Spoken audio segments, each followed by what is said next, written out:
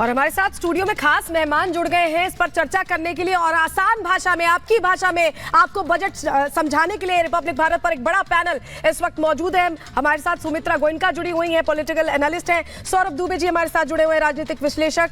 Master Swaraj किसान नेता है, किसानों की आवाज यहाँ पर बनेंगे। सर बहुत स्वागत है आपका भी।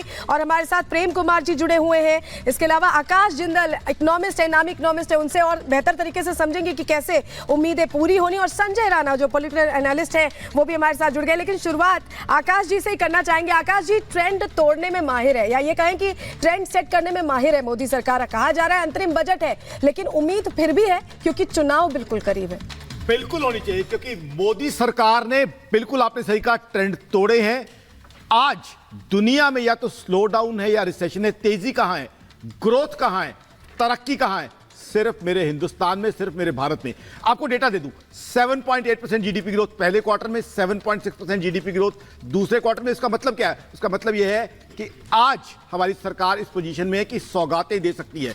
बहुत बड़ी बड़ी सौगातें शायद ना हो, लेकिन बहुत सी चीजें अब दी जाएंगी, क्योंकि हिंदुस्तान अपनी तरक्की को सेलिब्रेट कर रहा है। जहां 2022 में अमेरिका जैसी इकोनॉमी में 2 क्वार्टर्स नेगेटिव जीडीपी ग्रोथ रही, 2023 में जर्मनी यूरोप की सबसे बड़ी इकोनॉमी में 2 क्वार्टर्स नेगेटिव जीडीपी ग्रोथ रही। हिंदुस्तान तरक्की के नए आयाम छूता जा रहा है नरेंद्र मोदी साहब की सरकार के अंडर। तो मेरे हिसाब से जो चीजें हो सकती हैं, सौगातें हो सकती हैं। सबसे पहले जो उम्मीद है, इनकम टैक्स में एग्जेम्पशन लिमिट, जिसे स्लैब कह दिया जाता है आम भाषा में, 50,000 तक की छूट मिलने की एडिशनल संभावना है। उसके बाद जो सैलरीड क्लास को बहुत प्रिय है, स्टैंडर्ड डिडक्शन, वहां 25,000 तक की एडिशनल एग्जेम्पशन मिलने की संभावना है। यह सरकार हाउसिंग फॉर एवरीवन में बिलीव करती है। नरेंद्र मोदी साहब की सरकार सबको घर देना चाहती है। तो ऐसे में हाउसिंग फाइनेंस सेक्शन 24B में 1 लाख रुपए एडिशनल एग्जेम्पशन मिल सकती है। हेल्थ इंश्योरेंस में छूट बढ़ सकती है। और सबसे इंपॉर्टेंट जो मुझे लग रहा है, पेट्रोल और डीजल पे जो सेंट्रल गवर्नमेंट का टैक्स होता है, उसमें 2 होते हैं, एक स्टेट का, एक सेंटर का।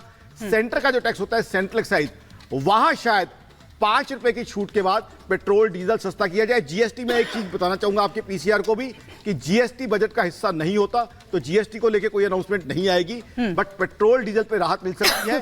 किसान भाई हमारे साथ बैठे हैं, नेताजी। किसान सम्मान निधि मेरे हिसाब से संभावना है 6 से 12,000 कर दी जाए। क्रॉप इंश्योरेंस को बढ़ा दिया जाए।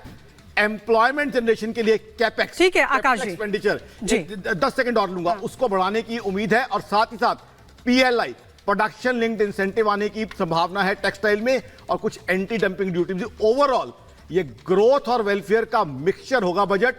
काफी उम्मीदें, काफी संभावनाएं हैं, क्योंकि सरकार की परफॉर्मेंस गोल्डन परफॉर्मेंस रही है। तो गोल्डन परफॉर्मेंस के बाद गोल्डन बजट की उम्मीद हम रख सकते हैं। और सरकार के पास आज वो एल्बो है कि लोगों को सौगातें, लोगों को तोहफे दिए जाएं। आम आदमी को तोहफे मिलेंगे। ठीक है, आप कह रहे हैं कि गोल्डन बजट ये होगा। आपने कहा कि ट्रेंड तोड़ने के लिए मोदी सरकार जानी जाती है। 2019 का क्या ट्रेंड टूटेगा, क्योंकि तब बड़ी घोषणाएं की थी, इस बार नहीं होगी। इस पर भी हम लौटेंगे। हमारे साथ किसान नेता मास्टर स्वराज भी इस वक्त मौजूद है स्टूडियो में। कल राष्ट्रपति ने अपने अभिभाषण में कहा था किसान, गरीब, युवा और जो किसान है वो सबसे ज्यादा फोकस उन पर रहता है। आपको क्या लग रहा है, आज आपको इस बजट से कितनी उम्मीद है? जी धन्यवाद आपको। मैं राष्ट्रीय अध्यक्ष भारतीय किसान लोक शक्ति से मास्टर स्वराज।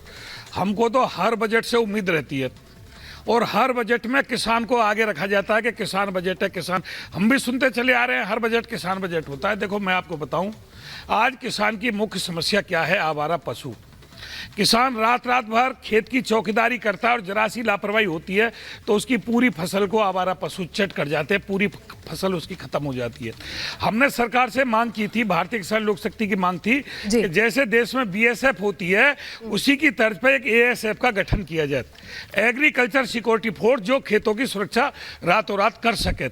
लेकिन जब तक एएसएफ का गठन नहीं होगा, हमारा खेत सुरक्षित नहीं होगा। दूसरी बात यह है कि फसल को लाभकारी मूल्य नहीं मिल पा रहा किसान को। लागत बहुत ज्यादा बढ़ गई है। जो कंट्रोल रेट घोषित होता है, जिसे एमएसपी कहा जाता है, वो भी दलालों के माध्यम से सरकारी दुकानों पर गल्ला जाता है, और आंकड़ों में आ जाता है कि इतना गल्ला खरीद लिया गया। किसान को एमएसपी, न्यूनतम समर्थन मूल्य भी नहीं मिल पाता। तो जब खेती की लागत बढ़ती जा रही है, किसान को जो आपदा से जो प्रॉब्लम होती है, बाढ़ से, ओलावृष्टि से, सूखा से, वो बीमा कंपनी है, उनका पता नहीं कहां से बायोडाटा आ जाता है किसान को ना तो फसल का बीमा मिलता। आप उम्मीद कर रहे हैं कि इस बार कुछ इस तरह का ऐलान हो जो आदमी आस में जी रहा, किसान तो जीता ही आस में। किसान का नाम ही पथ जीवा है। ठीक है, वो खेत के पत्ता देख देख करके ठीक है जीता सर, है। इसको और हम बात को आगे बढ़ाएंगे, लेकिन हमारे साथ सौरभ दुबे जी भी जुड़े हुए हैं। सौरभ दुबे जी, देखिए उम्मीदें बहुत है, हर वर्ग को उम्मीद है, चाहे महिलाएं हैं, चाहे युवा हैं, मिडिल क्लास को उम्मीद है। लेकिन अभी जो हम बात कर रहे हैं कि ये अंतरिम बजट है और चुनाव के बिल्कुल करीब है, लोक लुभावन हो सकता है, जो आकाश जी पॉइंट्स मेंशन कर रहे थे, कई चीजों में और रियायतें बढ़ाई जा सकती हैं। नहीं, देखिए नरेंद्र मोदी सरकार 2014 से अभी तक जितने भी बजट आए हैं तो लोक लुभावन, वो इसलिए मैं तो नहीं कह सकता चुनाव का समय है लोक लुभावन, क्योंकि कहीं ना कहीं वो ये मान के चल रहे हैं कि हमारी सरकार दोबारा वापस आ रही है। तो कोई ऐसा कमिटमेंट, क्योंकि मोदी गारंटी की बात चल रही है, तो ऐसी कोई गारंटी नहीं दी जाएगी जो आगे चल करके सरकार को मुश्किल का सामना करना पड़े। मुझे लगता है उन्होंने मीडिया से चर्चा की थी, तब इस बात के संकेत मिलते हुए नजर आए थे कि महिला उत्थान के लिए इस बार के बजट में कुछ खास होता हुआ दिखाई दे सकता है। कारण ये रहा क्योंकि जब प्रधानमंत्री नरेंद्र मोदी ने अपने संबोधन की शुरुआत की थी तो उसमें उन्होंने जिक्र किया था कि अब जो है वो महिला सशक्तिकरण के प्रकटीकरण का वक्त आ गया है और वो नजर भी आया। कल हमने देखा जब राष्ट्रपति द्रौपदी मुर्मू सदन पहुंची थी और उन्होंने सदन को संबोधित किया था, और आज निर्मला सीतारमण बतौर वित्त मंत्री अपना 6वां बजट पेश करने वाली है। यानी इस बार के बजट के साथ वे कई रिकॉर्ड तोड़ती हुई नजर आने वाली हैं और कई रिकॉर्ड बनाती हुई दिखाई देंगी।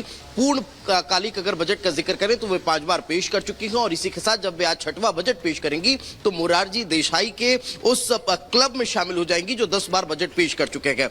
अब निर्मला सीतारमण के जो आज का शेड्यूल रहने वाला है उसका जिक्र कर लेते हैं। अब से कुछ देर बाद यानी लगभग 8 बजे के बाद वे कभी भी यहां से निकल सकती हैं और 8:15 पर बजट बनाने वाली जो टीम है उनकी, उसके साथ उनका फोटो सेशन है। उस फोटो सेशन के दौरान वो बही खाता मीडिया के सामने होगा जिसमें 2024 का ये जो बजट है, चूंकि 24 इसलिए कह रहा हूं कि ये पूर्ण बजट नहीं है, अंतरिम बजट है, उसका लेखा जोखा उस बजट में रहने वाला है। 2020 से इस बही खाते की शुरुआत हुई है और देखा है हमने कि 2023 में एक नया टैबलेट जो है वो रेड कलर के उस बॉक्स में नजर आया था। आज देखने वाली बात होगी कि उस फोटो में नया क्या रहता है। उसके बाद का अगर जिक्र करें तो ठीक 8:45 पर वे राष्ट्रपति से मुलाकात करने वाली है। वहां पर मंजूरी मिलने के बाद 9:15 पर वे संसद पहुंचेंगे और 10 बजे कैबिनेट की बैठक होनी है। उस कैबिनेट की बैठक में इस बजट को मंजूरी मिलेगी और ठीक 11 बजे जो बजट है वो आम जनता के सामने होगा। सलोनी जी बिल्कुल दीपेश, क्योंकि सभी को बहुत उम्मीद है। अभी थोड़ी देर पहले हमने रिपोर्ट भी दिखाई, हर कोई उम्मीद कर रहा है, महिलाएं उम्मीद कर रही हैं, किसान उम्मीद कर रहे हैं, युवा उम्मीद कर रहे हैं, बजट से बहुत उम्मीदें हैं। निर्मला सीतारमण ने कहा कि कोई बड़ी घोषणा नहीं होगी, लेकिन हम 2019 की अगर बात करें तब भी अंतरिम बजट जब पीयूष गोयल ने पेश किया था कई बड़ी घोषणाएं थी।